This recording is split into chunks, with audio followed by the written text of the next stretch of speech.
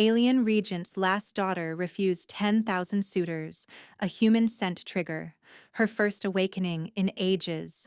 The restraints of crackling energy bit into Mason's wrists, burning cold and unyielding. Two Lyran sentries gripped his arms, their touch efficient and impersonal, as they hauled him down a corridor alive with the pulse of alien machinery. The sharp scent of ionized air stung his nose, every breath reminding him of failure. His covert mission had ended in chaos, one blaring alarm, and his team scattered or fallen. Patel, Rios, O'Malley. He didn't know who was alive.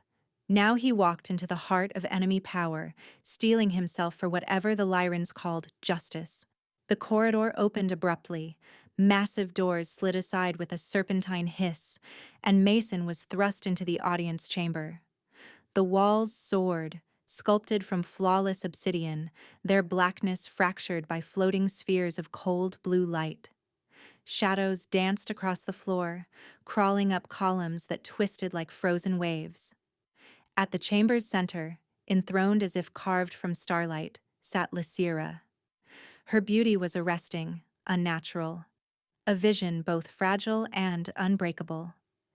Iridescent hues shimmered along her skin, shifting from violet to teal and back again with each movement. Her eyes, deep and ancient, glowed with a strange alchemy of sorrow and hope. Silver blue hair cascaded over her shoulders in a liquid waterfall, accentuating the fine bones of her face, the delicate tilt of her jaw. She regarded Mason as one might regard a new and not entirely welcome species.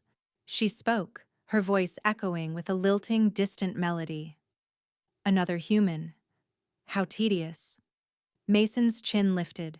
He forced his shoulders back, trying to summon the dignity his situation had stripped away. Apologies for the inconvenience, Your Highness. If you'll allow me to explode. Before he could finish, Lysira inhaled sharply. Her eyes widened, pupils dilating, and her hands curled into the throne's armrests as if grounding herself. A visible shudder ran through her slender frame. The room's electric hush sharpened.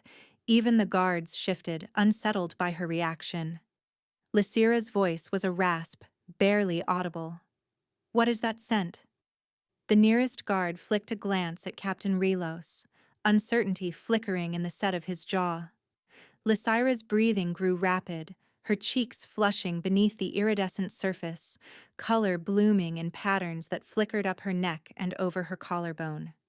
Remove him, immediately. Place him in isolation, she commanded, voice cracking like a whip. But, Your Highness, the questioning. Now. Her command detonated in the chamber. The guards tightened their grip, dragging Mason backward. He caught a final glimpse of Lysira rising from her throne, one hand white-knuckled on the backrest for support, her chest heaving, her luminous eyes locked on him with an intensity that made his skin prickle. The doors slammed shut, and though the world narrowed to the cold, metallic corridor, Mason felt the weight of her attention lingering, electric and unyielding. They hauled him through a labyrinth of featureless halls, past sealed doors and flickering glyphs. His cell was a seamless box of alloy, all sharp corners and clinical indifference, with only a narrow horizontal slit for a window, just enough to admit a sliver of cold blue light. He twisted his wrists, feeling the tender burn where the restraints had been, and began his inspection. Every seam, every edge, smooth, flawless. No weaknesses, no escape. Outside, faint voices echoed, guards changing shifts, the occasional clatter of boots. Through the slit, Mason caught glimpses of other cells, silhouettes moving behind frosted partitions. A flicker of motion caught his eye. A familiar voice, low and sardonic. You're the one who made her react, huh? Mason's heart jolted. He pressed closer to the slit. Patel was there, leaning against the barrier between their cells, a tired smile beneath a crust of blood and grime. Relief punched through Mason, fierce and sharp. "She's never done that before," Patel whispered, his eyes darting up and down the corridor. "Hundreds of years, Mason. Thousands of would-be mates. Nothing. They say she went dormant after the Lyran population started collapsing. No cycles, no interest in anyone. Until now." Mason let the words settle, a chill winding through his thoughts. He replayed Lysira's reaction, the way her body had seemed to awaken at his presence, the trembling intensity in her gaze. Elsewhere, Lysira paced her private quarters, the doors sealed against the world. The cool air could not calm the heat coiling within her. Her body thrummed, skin hypersensitive, every breath catching on a new shiver. She stared at her reflection in the obsidian mirror, marveling at the unfamiliar color in her cheeks, the trembling in her limbs, the way her senses felt both sharpened and overwhelmed. A chime, and Dr. Merrick entered, carrying a compact scanner. His eyes widened as he read the data, astonishment overtaking the clinical calm he wore like a second skin. "Your hormone levels are off the charts," he said, his voice hushed.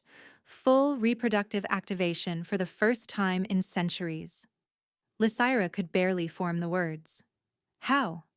"The human male. His biochemical signature. Something about it reawakens dormant Lyran instincts. It's unprecedented." She reeled, clutching the table for support. For centuries, she had believed herself broken. Every suitor, every ritual, every desperate scientific attempt met with cold indifference, with nothing. But now, the ache in her bones, the burn in her blood, she was awake, alive in ways she had almost forgotten. "What does this mean?" she whispered, half in awe, half in terror. Dr. Merrick hesitated, eyes alight with hope and fear. "It means, Highness, that this human could be the key to our survival." The words rang in Lysira's mind, their implications endless. Could Mason awaken others? Could humans be the answer to Lyran extinction? Possibilities unfurled before her, sharp with hope and uncertainty. But beneath it all, her body ached for his nearness, an ache centuries in the making, impossible now to deny. Lord Saren stormed into the strategy chamber, violet robes swirling with his every step, his expression thunderous. The Lyran High Command looked up from the holodisplays, tension already crackling in the air. Saren's eyes blazed, jaw rigid with indignation as he fixed Lysira with a glare. "You would consider a primitive human after rejecting the galaxy's finest?" His voice lashed across the chamber, every syllable sharp with disbelief and wounded pride. Lysira remained seated at the head of the table, her posture impeccable, her expression glacial. Inside, however, fire burned, restless, insistent, impossible to ignore. 3 days had passed since Mason's capture. In that time, her condition had worsened. She woke feverish, heart pounding, mind drifting helplessly to the memory of his gaze. She willed herself to remain outwardly composed. "The council is worried, my lady," Elder Vera intoned, her voice measured but urgent. "Perhaps the human should be eliminated before rumors spread." Lysira's answer was immediate, slicing the air. "No." Both Saren and Vera recoiled, surprised by the force in her tone. For a breath, even the hum of the war table seemed to falter. Captain Relo, standing by the door, cleared his throat, breaking the silence. "The human requests an audience," Relo said, voice neutral but eyes flickering with curiosity. "He claims he has vital information about Earth's defenses." Lysira's pulse leapt. She kept her face carefully blank, but inside, desire and anxiety warred. This was the justification she needed. Officially, it was about intelligence. Unofficially, she ached to be near him, to find out if the pull between them was real or some trick of her own mind. "Prepare the questioning chamber," she ordered, voice steady. "Bring him in. Relos nodded and withdrew, the door closing behind him with a soft hiss. The chamber was clinical, all cold alloy and harsh lighting. A transparent barrier divided the space, a shield of both necessity and denial. Lysira entered first, her hands trembling at her sides until she forced them still. A moment later, Mason was escorted in, unbound, but with 2 guards at his back. He looked battered, a fresh bruise blooming across his jaw, but his spine was straight, his gaze unbowed. He stepped up to the barrier, eyes meeting hers. "You seem different," he said softly. Lysira felt a wave of heat rise to her cheeks, an involuntary reaction she despised for its transparency. She willed herself to ignore the comment, holding herself like ice. "I propose a trade," she said, voice carefully measured. "Information for your crew's safety."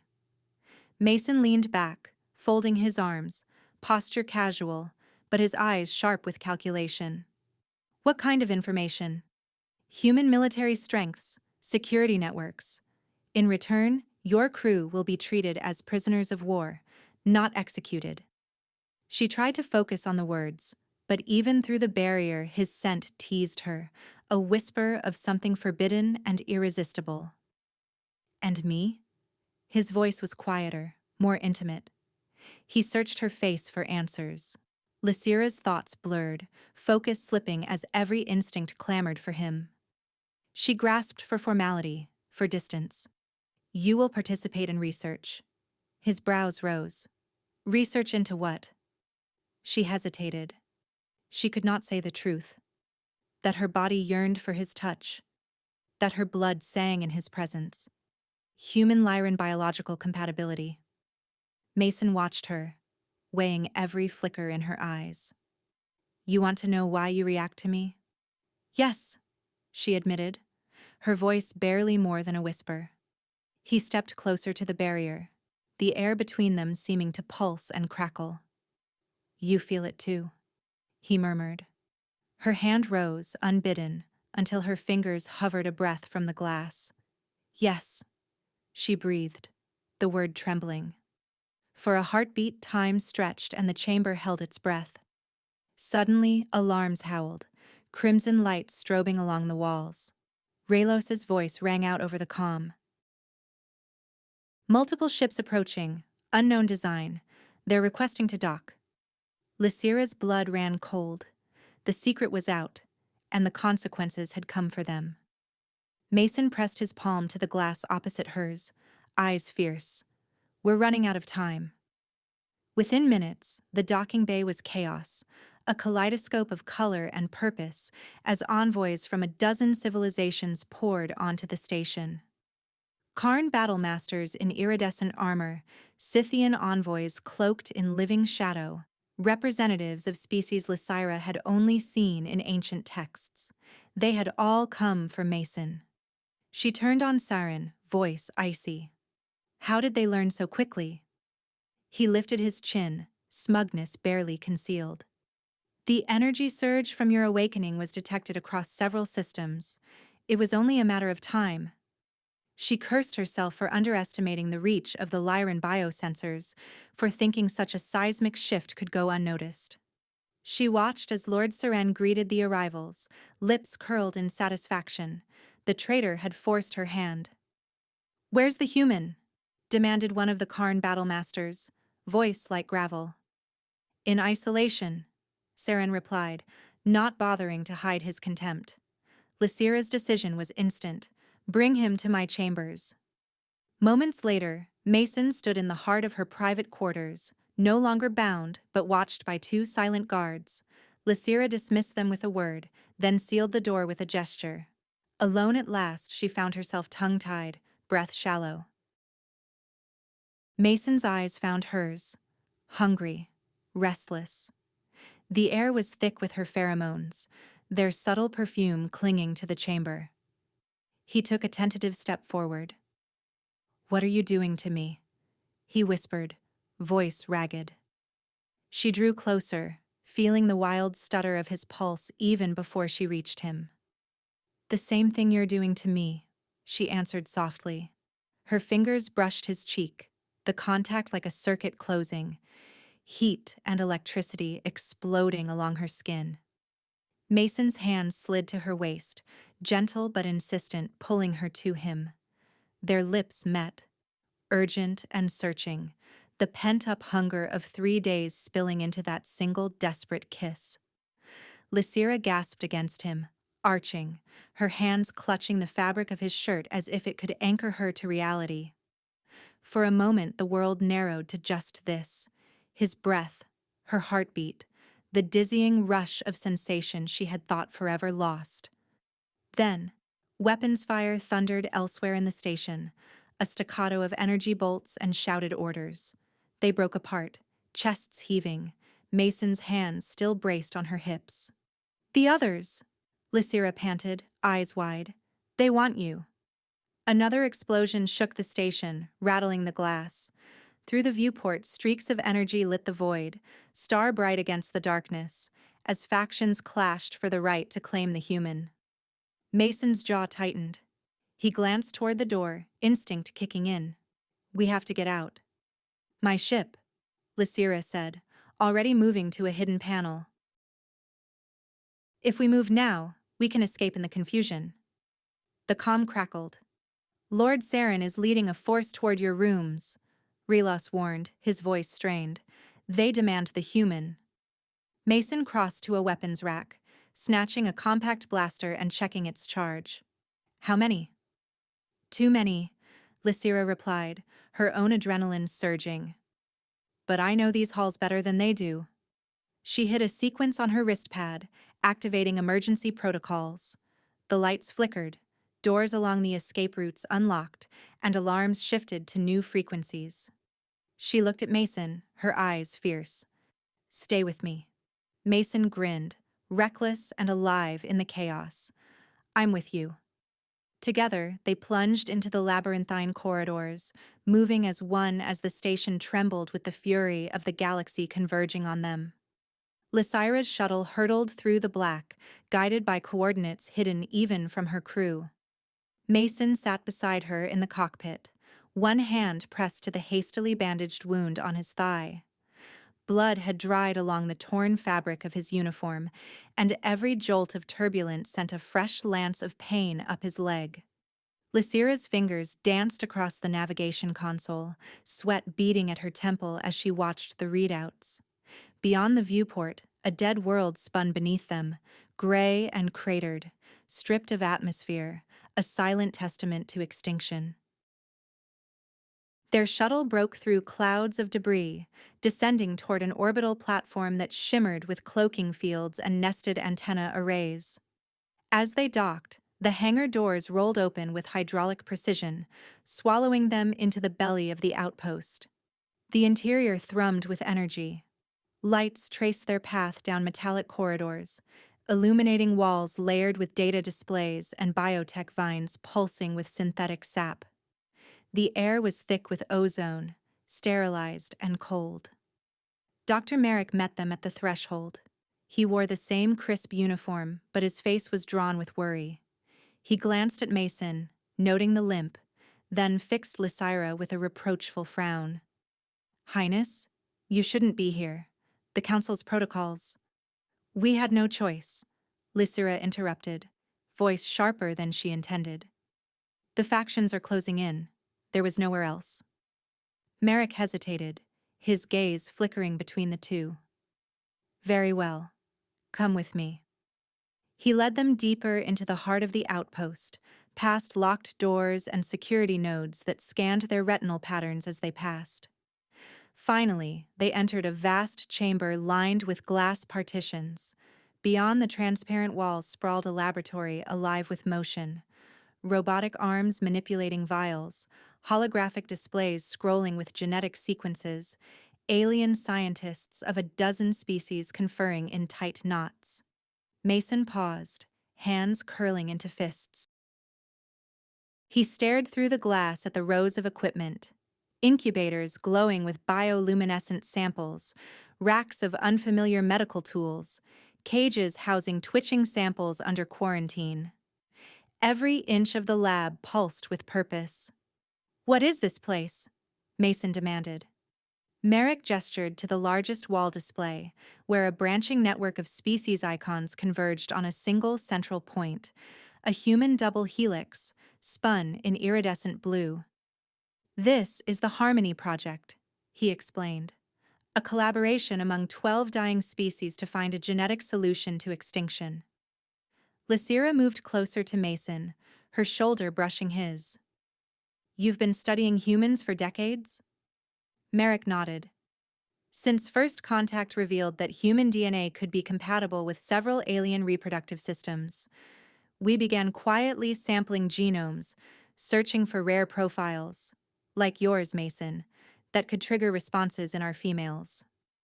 Mason stepped forward, eyes flicking over the data scrolling across the glass. Sequenced genomes, hybrid projections, pheromone interaction charts. All of it mapped out in sterile precision. The truth coiled in his gut, cold and sharp.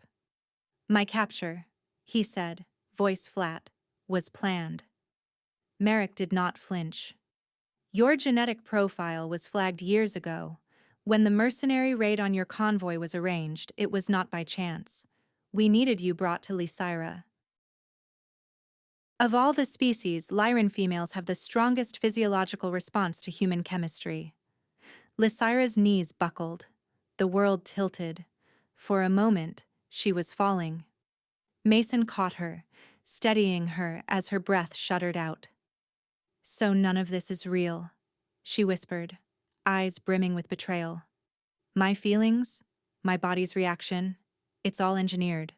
Synthetic pheromones, genetic triggers." Merrick's voice was gentle but unyielding. "The biology is real.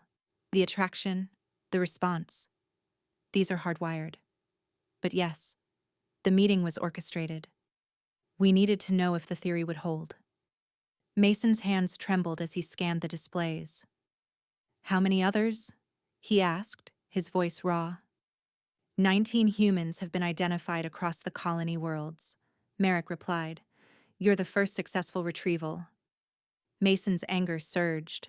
"Retrieval?" he spat. "You mean abduction?"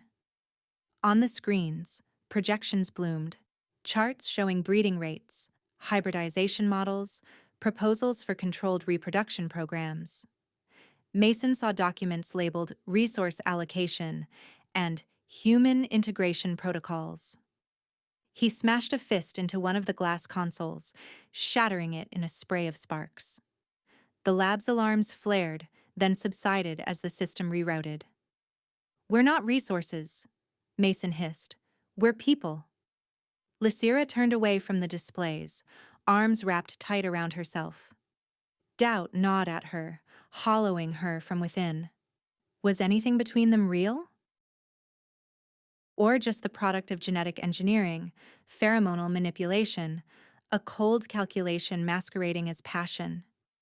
"The other factions," Mason said, voice grim, "they're not here for my awakening. They want their share." Merrick inclined his head, regret shadowing his eyes. "Humans would be a shared resource. The Harmony Project belongs to all 12 races, the envoys who pursued you. Karn, Scythian, the Shadow Dwellers. They all face extinction. Your DNA offers hope." Mason stared at the data, the flickering charts and clinical projections. He saw his own face, rendered in digital abstraction, mapped onto hybrid models, blue eyes, Lyran iridescence, Scythian bone structure. Every possibility calculated, every outcome reduced to statistics. He saw human names, marked for collection. He saw breeding quotas, timelines, projections of cultural assimilation. It was a future where humanity's only value was reproductive.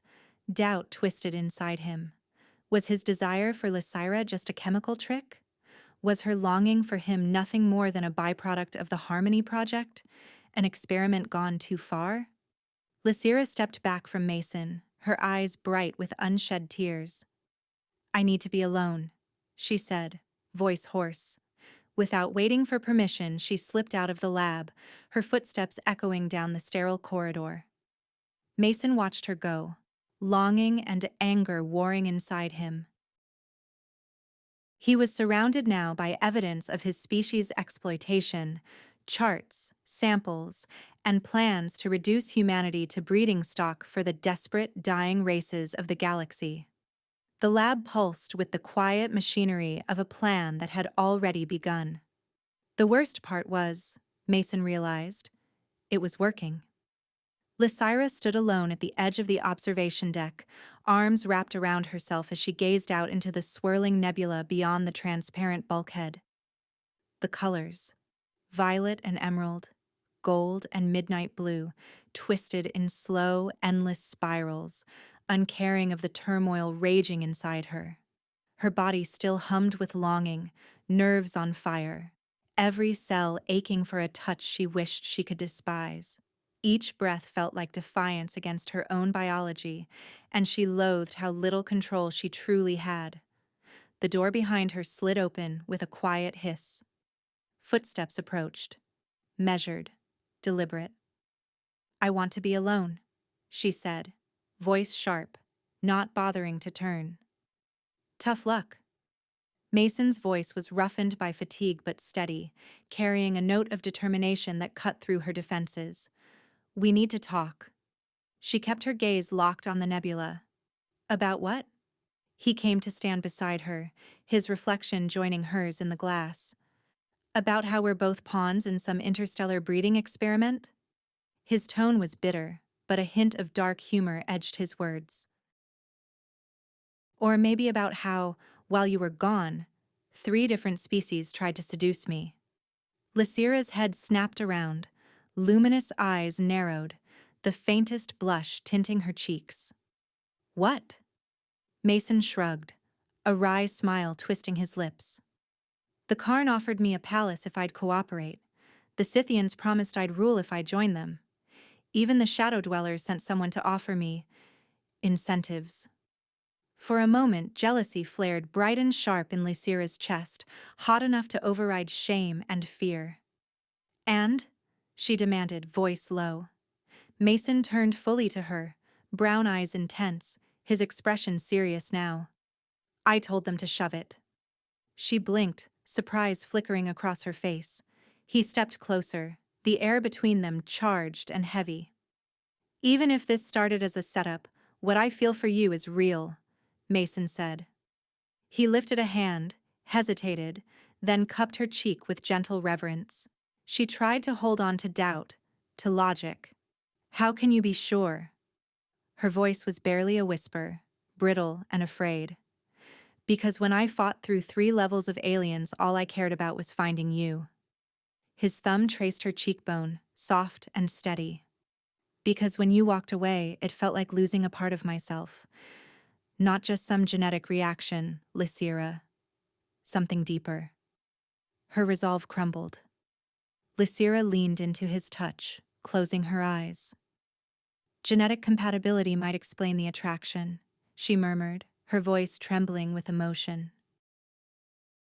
"But it doesn't explain why I worry about your wounds, or why I want to hear your laughter, or why the thought of others touching you makes me want to destroy worlds." A half laugh escaped Mason, ragged and full of longing. For a moment the universe shrank to just them and the swirling light beyond the glass. Before she could say more, the facility's alarms blared, sharp, urgent, the kind that promised violence. Red emergency strobes painted their faces in stark relief. "All personnel to emergency stations, multiple hull breaches detected," intoned the automated system. Lysira's eyes darted to the viewport. Through the nebula's glow, massive shapes loomed. Lord Saren's dreadnought emerged first, all angles and bristling weaponry, its insignia flashing like a brand. Energy cannons flared, streaking the black with fire. "They found us," Mason muttered, tension snapping him into readiness. "Not just them," Lysira said, pointing as more ships decloaked around the outpost. "Karn war cruisers, Scythian shadow vessels, and a dozen other species, all converging with predatory intent." The facility shuddered under a barrage of fire. The deck trembled beneath their feet. Emergency lights flickered as the air filled with the shriek of distant hull breaches and the stomp of armored boots. Without another word, they broke into a run, racing down the corridor toward the control center. Dr. Merrick met them at the entrance, breathless, clutching two data drives to his chest like a lifeline. His coat was askew, eyes wild behind his lenses. "The project files. We can't let them be captured," he gasped. Mason was already scanning the control displays, jaw clenched. "What's the fastest escape route?" "There isn't one," Merrick said, voice shaking. "We're surrounded on all sides. Main hangar's been breached. Shuttle bay is gone." Lysira strode to the tactical display, her face set in lines of iron. She scanned the shifting overlays, enemy signatures closing in from every angle, outpost shields flickering as boarding torpedoes struck home. "If we reach the main lab, there's an emergency transporter," she said. "Short range, unregistered. It's our only chance." Another explosion rocked the structure, sending them reeling.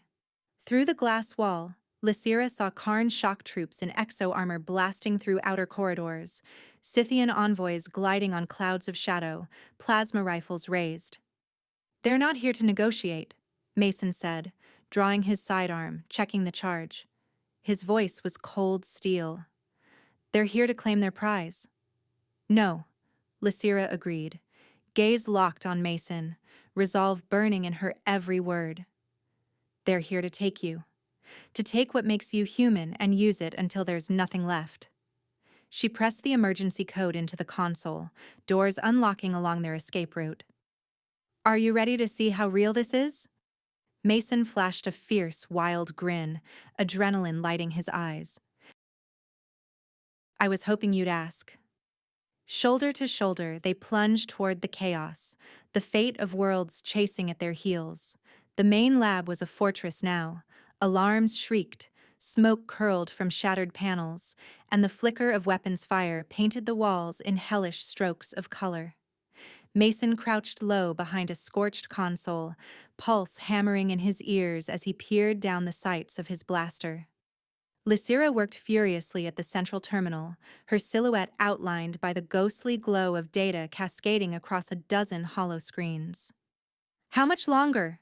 Mason shouted, the words nearly lost in the cacophony of explosions and the scream of metal as another hull breach tore through a distant corridor. "Almost done." Lysira's fingers flew over the controls. "I'm broadcasting the project data to every major network in the sector. If they want a war over human breeding rights, the whole galaxy will see the truth." A Karn warrior burst through a side hatch, armored plates gleaming. Mason barely had time to aim. One shot, center mass. The alien crashed to the floor, and Mason ducked as plasma bolts hissed overhead. "We'll be famous," he muttered, teeth clenched. Lysira's plan was desperate but brilliant. If secrecy had been the faction's greatest weapon, exposure would be their undoing. Let the universe see the ugly scramble for survival, the reduction of sentient life to genetic currency. Maybe then the fighting would become impossible to justify. At the terminal, code scrolled faster. Lysira's brow furrowed with concentration. "Upload complete," she announced. "It's everywhere now. Uncensored, unencrypted. They can't cover it up." Before Mason could answer, the main doors blew inward, a shockwave flattening lab tables and sending debris skittering across the floor. Lord Saren strode through the smoke, flanked by soldiers in obsidian armor. Fury carved his face into hard lines, his eyes burning with betrayal. "Enough!" Saren's voice echoed through the chamber. "The human comes with us. Your feelings are irrelevant, Lysira. This is about survival." Lysira stepped away from the terminal, weapon drawn, posture regal and unyielding. "My feelings matter most," she said, each word ringing with conviction. Saren's jaw tightened. "You would doom your people for one human?" Mason rose, positioning himself between Lysira and Saren, blaster leveled. "She's not dooming anyone. She's choosing freedom over slavery." A Scythian envoy slithered forward, twin jaws clicking in disdain. Freedom is a luxury dying species cannot afford. Mason's eyes flashed. Maybe that's why you're dying. You've forgotten how to choose your own fate. All around them, the chaos escalated. Hollow screens flashed as news feeds exploded with the broadcast. Images of the Harmony Project, genetic experiments, human faces.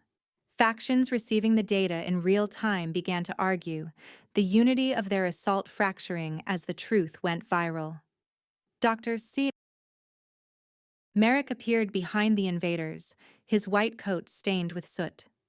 He clutched a portable drive, face tight with guilt. Forgive me, Highness. They threatened to destroy the research. I had no choice.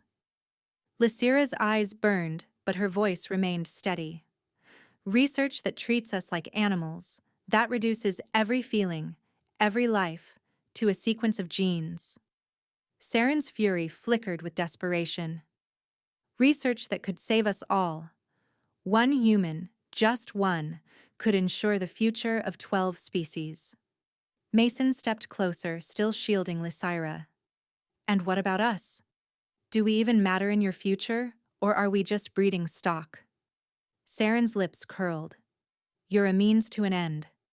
Lysira's voice was steel. Mason's not sacrificing anything, and neither am I. She pressed a hidden switch under the terminal.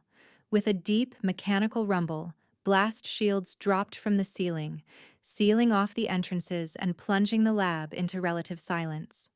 In the confusion, Mason seized Lysira's hand. The transporter. This way. They sprinted through the smoke-choked corridors, ducking as factions turned on each other. Karn warriors grappling with Scythian envoys, Lyran soldiers firing at shadow dwellers. Saren's voice echoed behind them, raw with anger and command. You can't run forever, Lysira. Your world needs heirs. Lysira glanced back, defiance sparking in her eyes. They'll have them, she called, voice clear despite the chaos. But born from love, not captivity. They rounded a corner, dodging a barrage of stun grenades as they reached the reinforced doors of the emergency transporter room. Mason keyed in the code Lysira had given him, and the doors slid open, revealing the humming blue light of the device. He hesitated, glancing at her. Are you sure about this? Once we leave, there's no turning back. You're choosing me over your people. Lysira stepped close, pressing her palm to his chest, feeling the wild beat of his heart beneath her fingers. I'm not choosing you over them. I'm choosing the future, not the past, not more lies. Mason's answer was a kiss, fierce, desperate, and full of promise. They clung to each other, the roar of battle fading, replaced by the soft hum of possibility. When they parted, both were breathless.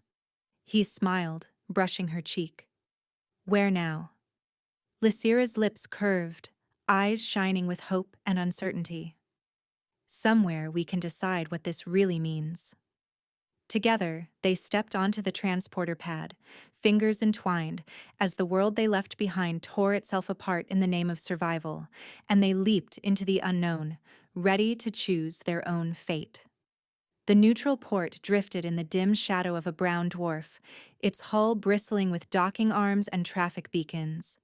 Mason kept his hood low as he moved through the crowded bazaar, Lysira beside him, their steps lost amid the swirl of languages and species. Traders from every corner of the galaxy haggled over spice crates and synth tech, while news hollows blared Mason's face above a crawl of alien script. His image flickered beside footage of riots, council debates, and the burning logo of the Harmony Project.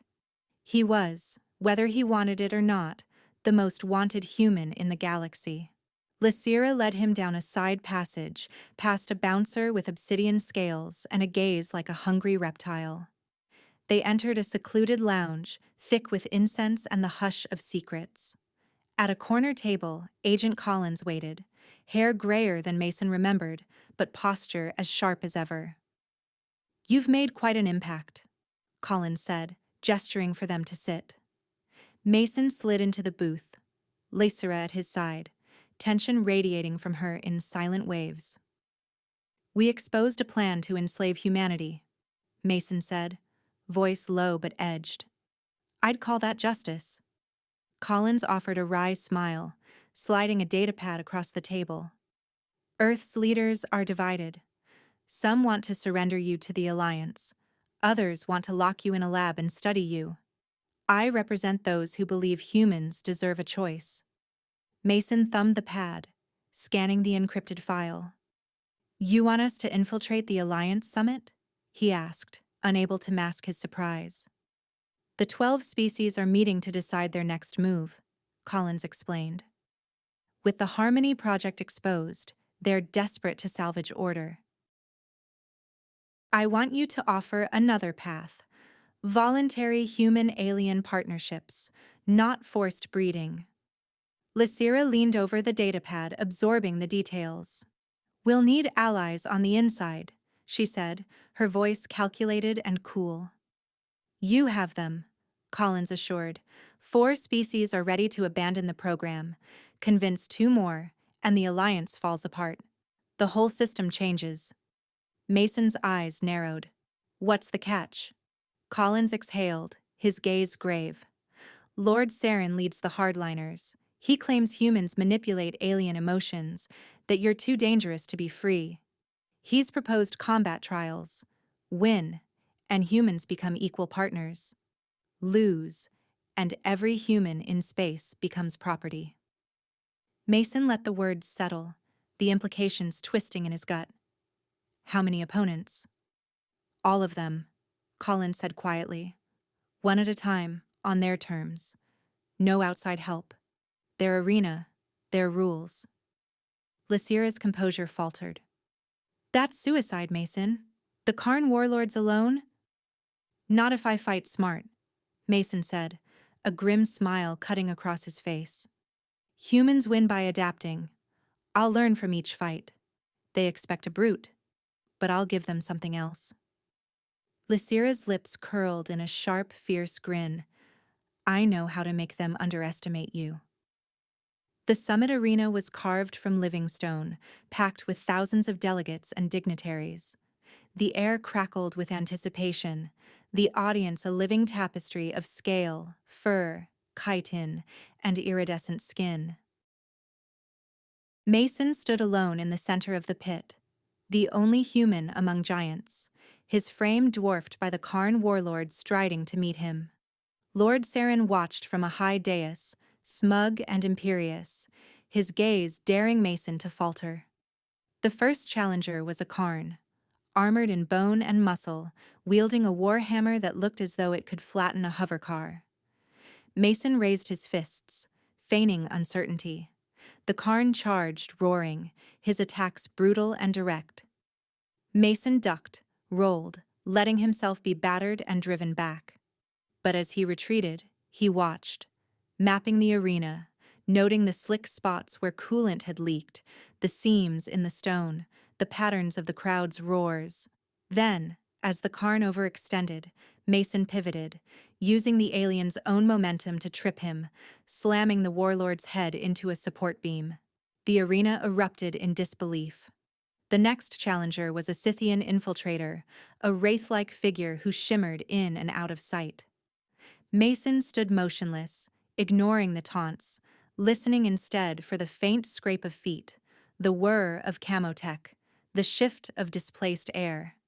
When the Scythian struck, Mason spun and caught him with a precise blow, disabling the cloaking belt and ending the fight before it truly began. With each battle, Mason learned, adapting, improvising, turning the arena's hazards to his advantage. He tripped a Karn onto a loose panel, shorting out its exosuit. He lured a shadow dweller into a pool of resonance, disrupting the alien's nervous system. Every victory came with a new wound, but Mason refused to fall. After several rounds, the mood shifted. What had begun as amusement at the human's audacity turned to something like awe.